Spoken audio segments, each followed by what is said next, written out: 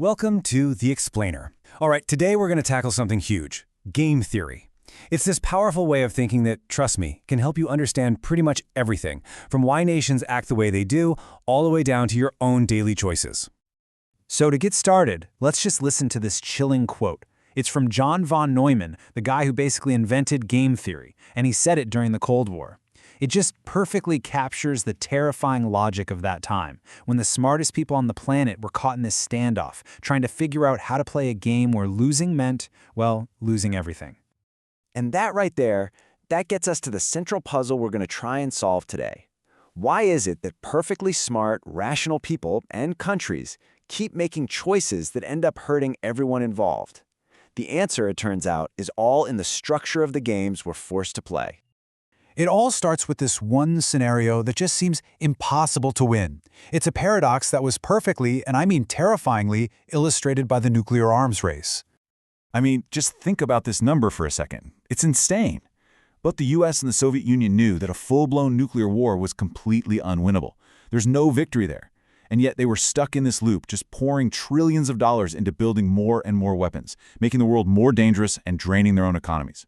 It was the definition of a lose-lose situation, but they just couldn't stop. So this whole dynamic is a classic prisoner's dilemma, and this little chart here really helps break it down. Imagine you and an opponent are playing for coins. Simple enough.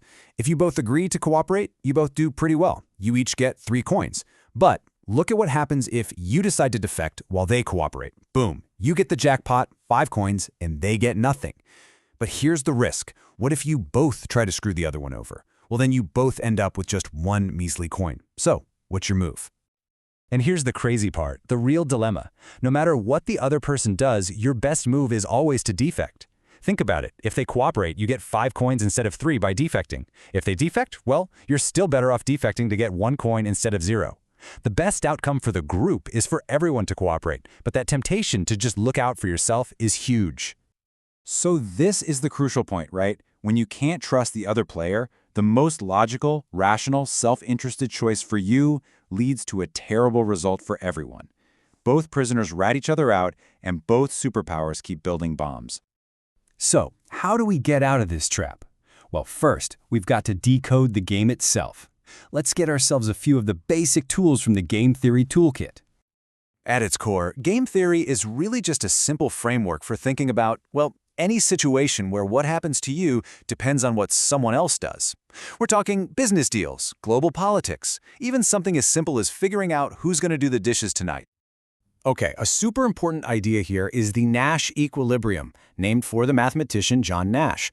It's basically a point in the game where everyone is locked in. No single player can make things better for themselves by changing their strategy on their own. In our prisoner's dilemma, both players defecting, that's a Nash equilibrium. If you're both defecting and you suddenly decide to be nice and cooperate, well, you just made things a whole lot worse for yourself. You're stuck. Now, this is a really important distinction to make. A lot of the time, we think of conflicts as zero-sum.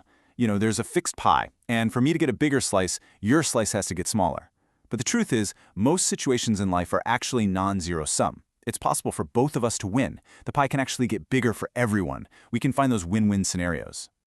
So, if we're all just selfishly, logically driven to betray each other in these dilemmas, I mean, how does anything ever get done? How does cooperation even exist in the real world? Well, back in the 1980s, a political scientist named Robert Axelrod decided he was going to find out. He came up with this brilliant idea, a tournament. He invited game theory experts from all over the world to submit these little computer programs, and each program had its own unique strategy for playing the prisoner's dilemma. Then he just let them fight it out, pitting every strategy against every other strategy. And here's the kicker. This wasn't just a one-and-done deal. Each pair of programs didn't just play once. They played against each other 200 times in a row. Now, this totally changes the game, right? It's more like a long-term relationship, where your reputation and your past actions really matter. You can't just stab someone in the back and walk away. And you know what's crazy?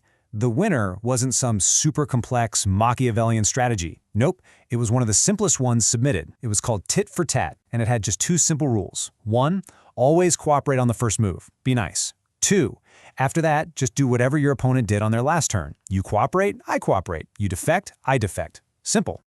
And when Axelrod looked at all the top-performing strategies, He realized they all shared these four powerful qualities. They were nice, meaning they were never the first to start trouble. They were retaliatory, so they weren't pushovers. If you hit them, they hit back. They were forgiving, which meant they didn't hold a grudge forever. If you went back to cooperating, so did they.